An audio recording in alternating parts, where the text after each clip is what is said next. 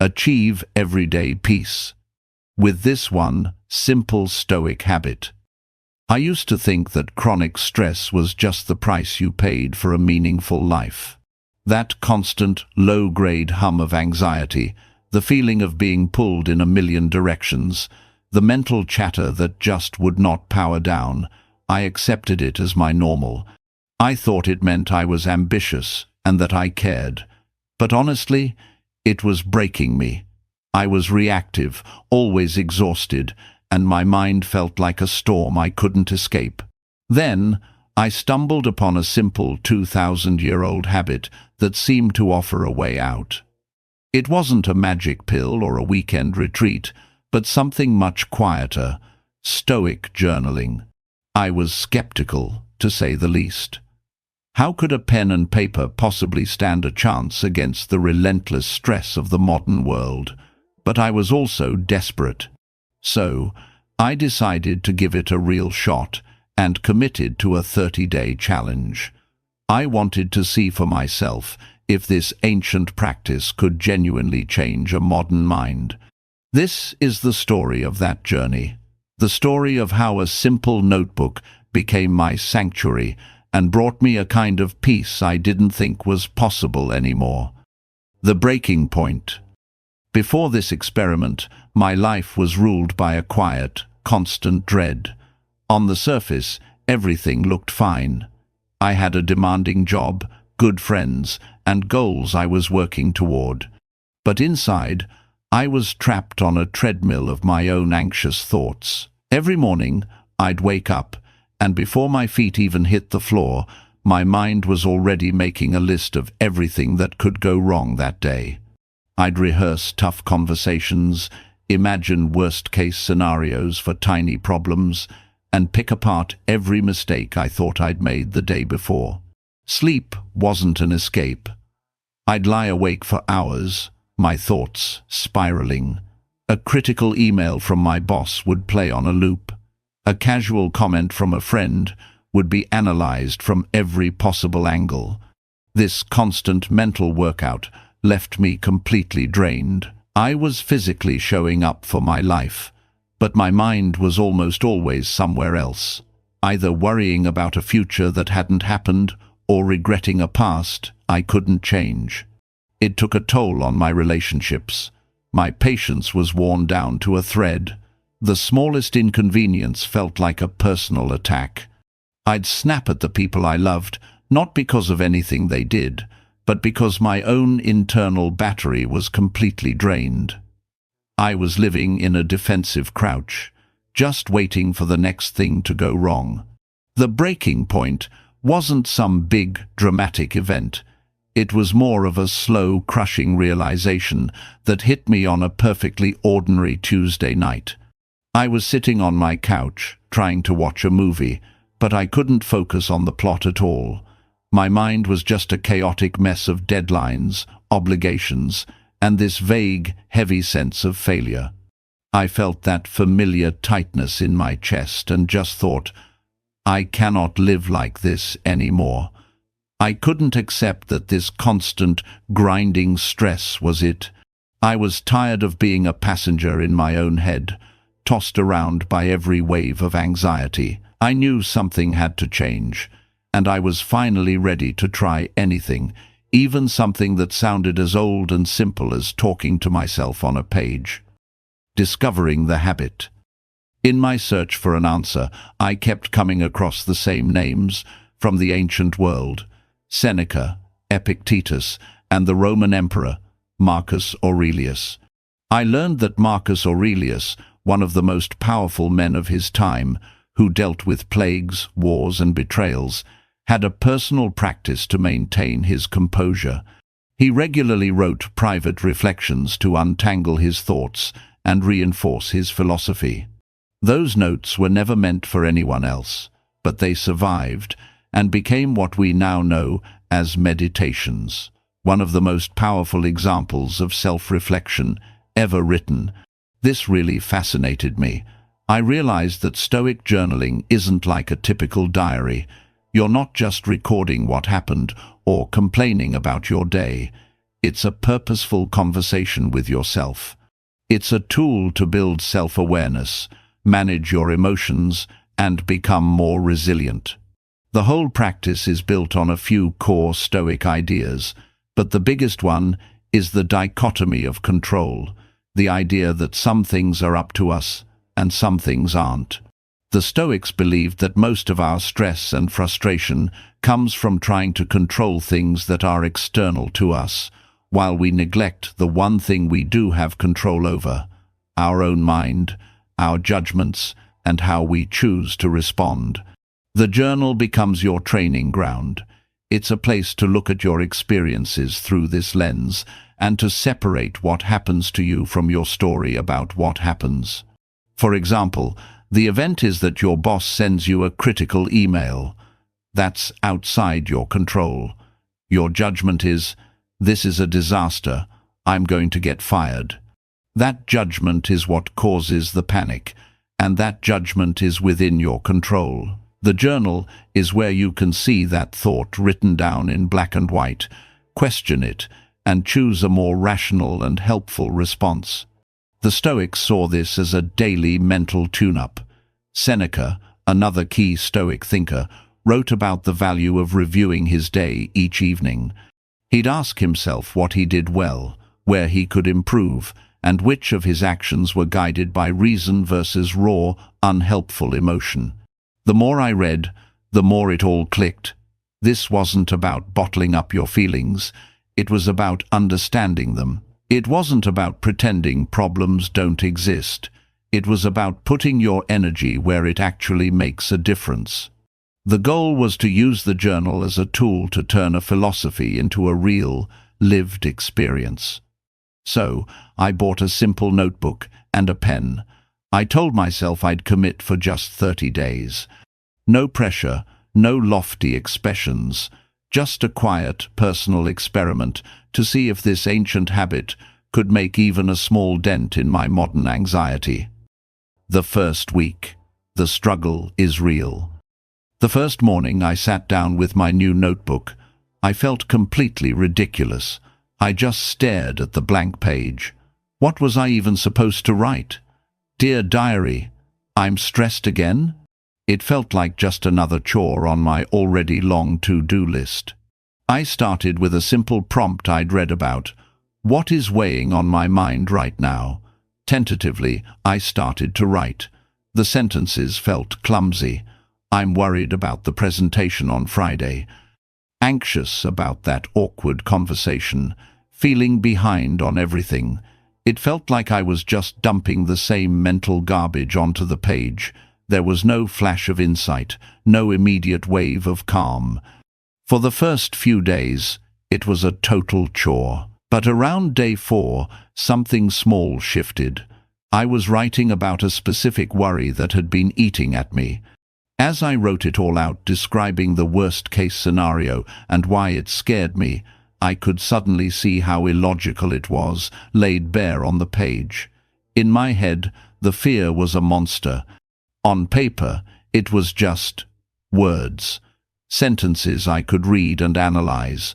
By getting the worry out of my head, I created some distance from it. This is one of the key benefits of journaling that researchers talk about. It can help bring order to our chaotic thoughts and reduce the kind of overthinking that fuels anxiety. Next to my fear, I wrote, "Is this really likely to happen? And if it did, could I handle it?" And I realized the answer was yes. It wouldn't be fun, but I would handle it. I would survive. It was this tiny flicker of logic in a storm of emotion, and I felt a little of the tension in my chest release. That small win was enough to keep me going. The evening reflections, inspired by Seneca, were a little easier. I'd ask myself, what went well today? Where did I fall short? Being that honest with myself was uncomfortable at first, but the journal was a safe space. It didn't judge, and slowly, I started seeing patterns in my own behavior that I'd been blind to before. The first week wasn't a magical transformation. It was a struggle. But by the end of it, I understood that the notebook wasn't just a book. It was a mirror. and for the first time, I was actually willing to look. The turning point, weeks 2, 3. The second and third weeks were where everything started to change. The practice went from being a chore to being a lifeline. It was no longer something I had to do. It was something my mind started to crave. The notebook became my quiet space to make sense of the world for a few minutes each day. I started going deeper, trying out more specific Stoic exercises in my writing. One of the most powerful was the premeditatio malorum, which translates to the premeditation of evils. It sounds grim, but it's incredibly practical. Instead of just hoping for the best, you calmly think about what could go wrong. I had a big project review coming up at work that I would normally spend days dreading. This time, I tried something different in my journal. The morning of the meeting, I wrote, "What could go wrong today?" I listed everything. My manager could hate the data. A co-worker might find a mistake. The client could reject the whole thing. Then, for each one, I wrote down how I would handle it. Not how I'd feel, but what I would do. If my data was criticized, I'd calmly ask for specifics and offer to look at it again. If a colleague found a flaw, I'd thank them for their help. If the client hated it, I'd treat it as feedback, not failure, and start working on a revision. By preparing for the worst, I took away its power to scare me. I walked into that meeting feeling surprisingly calm. I had a plan. This exercise wasn't about being negative. It was about building emotional armor.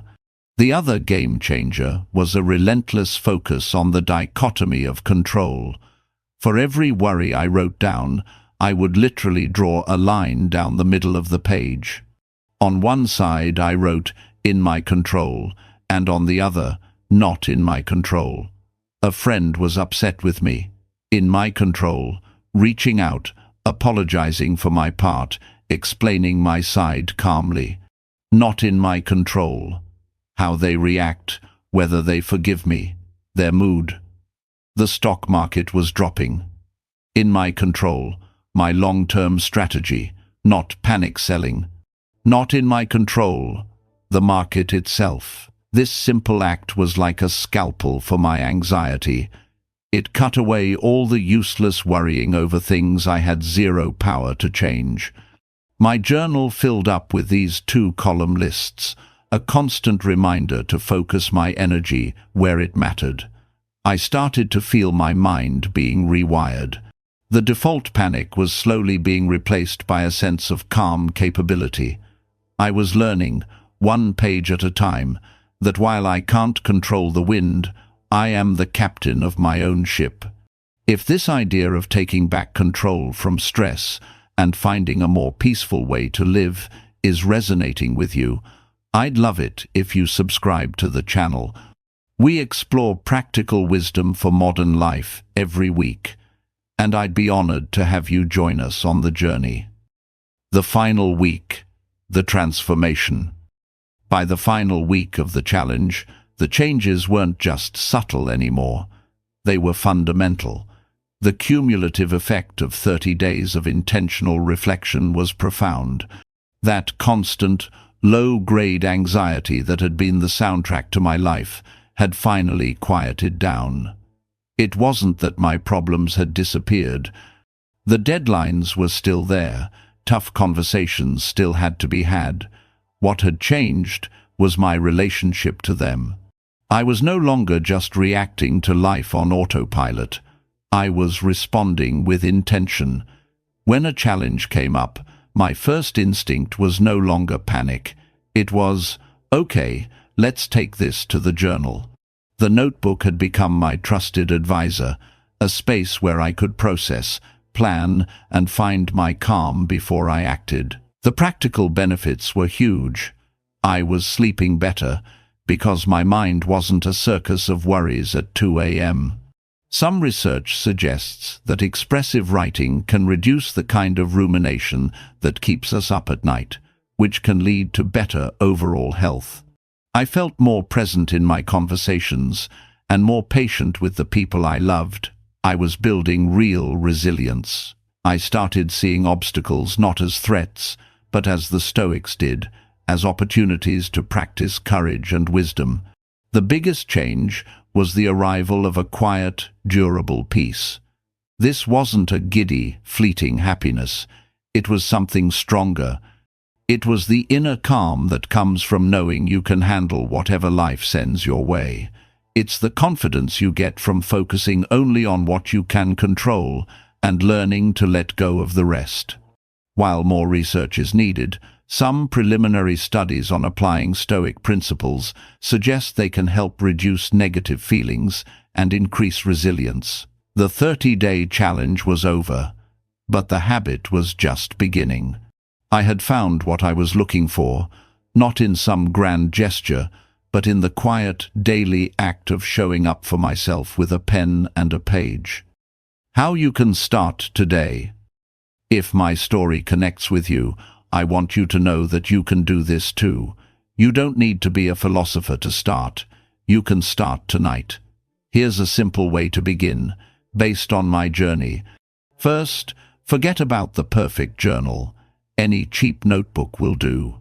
The act of writing by hand can feel more powerful and grounding than typing, but the most important thing is to just start. Second, set aside just 10 minutes a day. Consistency is way more important than how long you write for. Try linking it to a habit you already have, like right after you brush your teeth or while you have your morning coffee. Experiment and see what works for you. Third, use prompts so you don't just stare at a blank page. Here are 3 powerful questions to get you started. In the morning, ask yourself, what challenges might come up today, and how can I meet them with my best self? This is your version of preparing for the day ahead. Think about what might be difficult and rehearse responding with patience and wisdom. In the evening, ask, what was within my control today, and how did I handle it? This helps you reflect on your own choices and actions. Also in the evening, ask, what can I be grateful for today? Gratitude is a powerful practice that aligns perfectly with Stoic thinking, as it shifts your focus from what you lack to what you have. Fourth, and this is the most important part, be honest and be patient. Some days, your writing will feel deep and insightful. Other days, it will be a mess. It doesn't matter. The goal isn't to write perfectly. The goal is just to practice. This is a workout for your mind, not a magic pill. Progress takes time. Conclusion. My 30-day experiment taught me one of the most valuable lessons of my life. Peace isn't something you find when all your problems go away. Peace is a skill you build inside yourself. It's the strength you develop, day by day, to face the chaos of the world with calm and clarity. This single habit has been practiced for thousands of years for one simple reason: it works. It's a practical tool for decluttering your mind, understanding your emotions, and focusing on what truly matters. It's a way to walk the same path that emperors and philosophers walked, using the same tool they used to find strength. The writings of Marcus Aurelius are a powerful testament to this, a conversation with oneself that was so profound it has echoed through centuries. The stress of the world isn't going away. The challenges will keep coming, but you can fundamentally transform your relationship with them. It can start tomorrow morning. All it takes is a notebook, a pen, and a quiet promise to yourself. You have something inside you that is stronger than the things that happen to you. This practice will help you find it. If you're going to try your own 30-day journaling challenge, I would genuinely love to hear about it. Share that you're starting in the comments below. And if you want to explore more practical philosophy for a better life, please don't forget to like this video and subscribe. Thank you for watching.